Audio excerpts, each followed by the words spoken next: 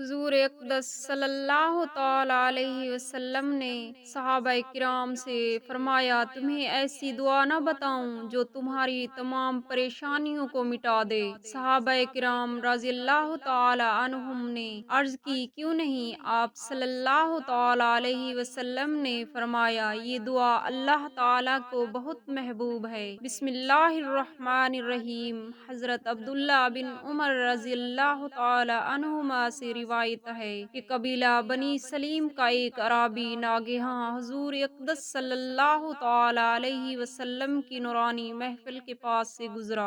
آپ اپنے اصحاب کے مجمع میں تشریف فرما تھے۔ یہ عرابی جنگل سے ایک گوہ پکڑ کر لایا رہا تھا۔ عرابی نے آپ کے بارے میں لوگوں سے سوال کیا کہ وہ کون ہیں؟ لوگوں نے بتایا، یہ اللہ کے نبی ہیں۔ عرابی یہ سن کر آپ کی طرف متوجہ ہوا اور کہنے لگا کہ مجھے لات و عزمی کی قسم ہے کہ میں اس وقت تک آپ پر ایمان نہیں لاؤں گا جب تک میری یہ گوہ آپ کی نبوت پر ایمان نہ لائے۔ یہ کہہ کر اس نے گوہ کو آپ کے سامنے ڈال دیا۔ آپ صلی اللہ تعالی علیہ وسلم نے گوہ کو پکارا تو اس نے لبیک و صادق اتنی بلند آواز سے کہا کہ تمام حاضرین نے سن لیا۔ پھر آپ صلی اللہ تعالی علیہ وسلم نے پوچھا کہ تیرا معبود کون ہے؟ گوہ نے جواب دیا کہ میرا معبود وہ ہے کہ اس کا عرش آسمان میں ہے اور اس کی بادشاہی زمین میں ہے اور اس کی رحمت جنت میں ہے اور اس کا عذاب جہنم میں ہے۔ پھر آپ صلی اللہ تعالی علیہ وسلم نے پوچھا کہ اے گوہ، یہ بتا کہ میں کون ہوں؟ گوہ نے بلند آواز سے کہا کہ آپ رب العالمین ہیں اور خاتم النبیین ہیں۔ جس نے آپ کو سچا مانا وہ کامیاب ہو گیا اور جس نے آپ کو جھٹلایا وہ نامراد ہو گیا۔ یہ منظر دیکھ کر عرابی اس قدر متاثر ہوا کہ فوراً ہی کلمہ پڑھ کر مسلمان ہو گیا اور کہنے لگا، یا رسول اللہ صلی اللہ تعالی علیہ وسلم، میں جس وقت آپ کے پاس آیا تھا تو میری نظر میں روئے زمین پر آپ سے زیادہ ناپسند کوئی آدمی نہیں تھا، لیکن اس وقت میرا یہ حال ہے کہ آپ میرے نزدیک میری اولاد بلکہ میری جان سے بھی زیادہ پیارے ہو گئے ہیں۔ آپ صلی اللہ تعالی علیہ وسلم نے فرمایا کہ خدا کے لیے حمد جس نے تجھ کو ایسے دین کی ہدایت دی جو ہمیشہ غالب رہے گا اور کبھی مغلوب نہیں ہوگا۔ پھر آپ صلی اللہ تعالی علیہ وسلم نے آپ کو سورۃ فاتحہ اور سورۃ اخلاص کی تعلیم دی۔ عربی قرآن کی ان دو سورتوں کو سن کر کہنے لگا، میں نے بڑے بڑے فصیح و بلیغ، طویل و مختصر ہر قسم کے کلاموں کو سنا ہے، مگر خدا کی قسم میں نے آج تک اس سے بڑھ کر اور اس سے بہتر کلام کبھی نہیں سنا۔ پھر آپ صلی اللہ تعالی علیہ وسلم نے صحابہ کرام رضی اللہ تعالی عنہم سے فرمایا کہ یہ قبیلہ بنی سلیم کا ایک مفلس انسان ہے، تم لوگ اس کی مالی امداد کر دو۔ یہ سن کر بہت سے لوگوں نے اس کو بہت کچھ دیا، یہاں تک کہ حضرت عبد الرحمن بن عوف رضی اللہ تعالی عنہ نے ان کو 10 گابھن اونٹنیاں دی۔ یہ عرابی تمام مال و سامان کو ساتھ لے کر جب اپنے گھر کی طرف چلا تو راستے میں دیکھا کہ اس کی قوم بنی سلیم کے 1000 سوار نیزہ اور تلوار لیے ہوئے چلے آ رہے ہیں۔ اس نے پوچھا کہ تم لوگ کہاں کے لیے اور کس ارادہ سے چلے ہو؟ سواروں نے جواب دیا کہ ہم لوگ اس شخص سے لڑنے کے لیے جا رہے ہیں جو یہ گمان کرتا ہے کہ وہ نبی ہے اور ہمارے دیوتاؤں کو برا بھلا کہتا ہے۔ یہ سن کر عرابی نے بلند آواز سے کلمہ پڑھا اور اپنا سارا واقعہ ان سواروں سے بیان کیا۔ ان سواروں نے جب عرابی کی زبان سے اس کا ایمان افروز بیان سنا تو سب نے لا الہ الا اللہ محمد الرسول اللہ پڑھا۔ پھر سب کے سب بارگاہ نبوت میں حاضر ہوئے تو حضور اقدس نور مجسم صلی اللہ تعالی علیہ وسلم اس قدر تیزی کے ساتھ ان لوگوں کے استقبال کے لیے کھڑے ہوئے کہ آپ کی چادر آپ کے جسم اطہر سے گر پڑی اور یہ لوگ کلمہ پڑھتے ہوئے اپنی اپنی سواریوں سے اتر پڑے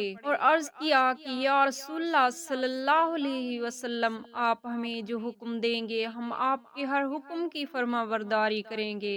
آپ صلی اللہ تعالی علیہ وسلم نے ارشاد فرمایا کہ تم لوگ حضرت خالد بن ولید رضی اللہ تعالی عنہ کے جھنڈے کے نیچے جہاد کرتے رہو۔ حضرت عبداللہ بن عمر رضی اللہ تعالی عنہما کا بیان ہے کہ حضور حضور صلی اللہ تعالی علیہ وسلم کے زمانے میں بنی سلیم کے سوا کوئی قبیلہ بھی ایسا نہیں تھا جس کے 1000 آدمی یک وقت مسلمان ہوئے ہوں۔ اس حدیث کو طبرانی و بہقی و حاکم و ابن عدی جیسے بڑے بڑے محدثین نے روایت کیا ہے۔ صحابہ کرام رضی اللہ تعالی عنہم مدینہ کے چاروں طرف کفار کے حملوں سے بچنے کے لیے خندق کھود رہے تھے۔ اتفاق سے ایک بہت ہی سخت چٹان نکل آئی۔ صحابہ کرام رضی اللہ تعالی عنہم نے اپنی اجتماعی طاقت سے ہر چند کو توڑنا چاہا، مگر وہ چٹان کسی طرح بھی نہ ٹوٹ سکی۔ پھاوڑے اس پر پڑ پڑ کر اچٹ جاتے تھے۔ جب صحابہ کرام رضی اللہ تعالی عنہم نے مجبور ہو کر آپ صلی اللہ تعالی علیہ وسلم کی خدمت اقدس میں یہ ماجرا عرض کیا تو آپ صلی اللہ علیہ وسلم خود اٹھ کر تشریف لائے اور پھاوڑا ہاتھ میں لے کر ایک ضرب لگائی۔ وہ چٹان ریت کے بھرے ٹیلوں کی طرح چور چور ہو کر بکھر گئی۔ بخاری میں حضرت جویریہ رضی اللہ تعالی عنہا کا بیان ہے کہ حضور صلی اللہ تعالی علیہ وسلم میرے قبیلے میں تشریف لانے سے 3 رات پہلے میں نے یہ خواب دیکھا تھا کہ مدینہ کی جانب سے ایک چاند چلتا ہوا آیا اور میری گود میں گر پڑا۔ میں نے کسی سے اس خواب کا تذکرہ نہیں کیا، لیکن جب رسول خدا صلی اللہ تعالی علیہ وسلم نے مجھ سے نکاح فرما لیا تو میں نے سمجھ لیا کہ یہی اس خواب کی وجہ ہے۔ اس کے بھائی عبداللہ بن حارث کے اسلام لانے کا واقعہ بہت ہی تعجب خیز بھی ہے اور دلچسپ بھی۔ یہ اپنی قوم کے قیدیوں کو چھڑانے کے لیے دربار رسالت میں حاضر ہوئے اور ان کے ساتھ چند اونٹنیاں اور لونڈیاں تھیں۔ انہوں نے ان سب کو ایک پہاڑ کی گھاٹی میں چھپا دیا اور تنہا بارگاہ رسالت میں حاضر ہوئے اور اسران جنگ کی رہائی کے لیے درخواست پیش کی۔ حضور صلی اللہ تعالی علیہ وسلم نے فرمایا کہ تم قیدیوں کی رہائی کے لیے فدیہ کیا لائے ہو؟ انہوں نے کہا کہ میرے پاس تو کچھ بھی نہیں۔ آپ صلی اللہ تعالی علیہ وسلم نے فرمایا کہ تمہاری وہ اونٹنیاں کہاں گئی اور تمہاری وہ لونڈیاں کدھر گئی جسے تم فلاں گھاٹی میں چھپا کر آئے ہو؟ زبان رسالت سے یہ علم غیب کی خبر سن کر عبداللہ بن حارث حیران رہ گئے اور عرض کرتے ہوئے دریافت کیا، آخر حضور اقدس صلی اللہ تعالی علیہ وسلم کو میری لونڈی اور اونٹنیوں کی خبر کس طرح ہو گئی؟ ایک دم ان کے اندھیرے دل میں حضور اکرم صلی اللہ تعالی علیہ وسلم کی صداقت اور آپ کی نبوت کا نور چمک اٹھا اور وہ فوراً ہی کلمہ پڑھ کر مشرف با اسلام ہوئے۔ عزوائے مرسی کی جنگ میں جو کفار مسلمانوں کے ہاتھ میں گرفتار ہوئے ان میں سردار قوم حارث بن زرار کی بیٹی حضرت جویریہ رضی اللہ تعالی عنہا بھی تھی۔ جب تمام قیدی لونڈی غلام بن کر مجاہدین اسلام میں تقسیم کر دیے گئے تو حضرت جویریہ رضی اللہ تعالی عنہا حضرت ثابت بن قیس رضی اللہ تعالی عنہ کے حصے میں آئی۔ انہوں نے حضرت جویریہ رضی اللہ تعالی عنہا سے یہ کہہ دیا کہ تم مجھے اتنی رقم دے دو تو میں تمہیں آزاد کر دوں گا۔ حضرت جویریہ رضی اللہ تعالی عنہا کے پاس کوئی رقم نہ تھی۔ وہ حضور اقدس صلی اللہ تعالی علیہ وسلم کے دربار اقدس میں حاضر ہوئے اور عرض کی، یا رسول اللہ صلی اللہ تعالی علیہ وسلم، میں اپنے قبیلے کے سردار حارث بن زرار کی بیٹی ہوں اور میں مسلمان ہو چکی ہوں۔ حضرت ثابت بن قیس نے اتنی رقم لے کر مجھے آزاد کر دینے کا وعدہ کر لیا ہے۔ آپ صلی اللہ تعالی علیہ وسلم میری مدد فرمائیں تاکہ میں یہ رقم ادا کر کے آزاد ہو جاؤں۔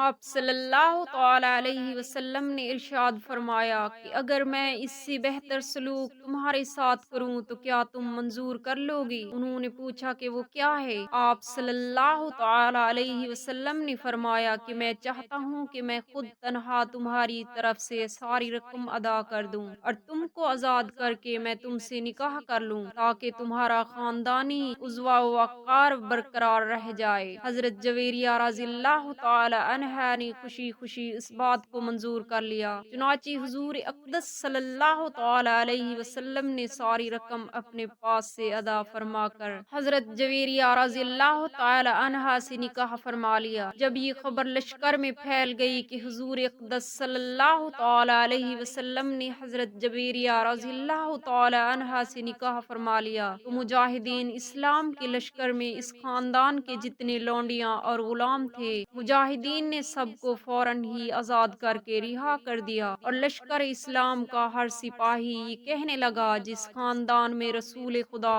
صلی اللہ تعالی علیہ وسلم نے شادی کر لی ہو، اس خاندان کا کوئی بھی آدمی، لونڈی ہو یا غلام، انہیں قید میں نہیں رکھا جا سکتا۔ جب خیبر کو مسلمانوں نے فتح کر لیا، حضور اقدس صلی اللہ تعالی علیہ وسلم نے ارشاد فرمایا کہ جو شخص صبح و شام اس دعا کو 3 مرتبہ پڑھے، اپنے لیے یا اپنی اولادوں کے لیے، یعنی اولاد کی کامیابی یا سلامتی کے لیے، تو اس کو دنیا کی کوئی چیز نقصان نہیں پہنچا سکتی۔ کوئی چیز سے مراد دشمن کا شر، حادثات، خطائیں، بلائیں۔ اگر آپ کے سامنے بھیڑیے بھی آ جائیں، وہ بھی اس دعا کے خوف سے ڈر کر بھاگ جائیں گے۔ وہ مقدس دعا یہ ہے: بسم اللہ الذی لا یضر مع اسمہ شیء فی الارض ولا فی السماء۔ اس کلام مبارک کو کامل یقین کے ساتھ پڑھنے سے آپ کی اولاد یا آپ خود اللہ کے سائے میں آ جاتے ہیں۔ اللہ تعالیٰ سے دست ادب دعا ہے کہ میرے تمام مسلمان بہن بھائیوں کے بچوں کو اللہ تعالیٰ اپنے حفظ و امان میں رکھے، آمین یا رب العالمین۔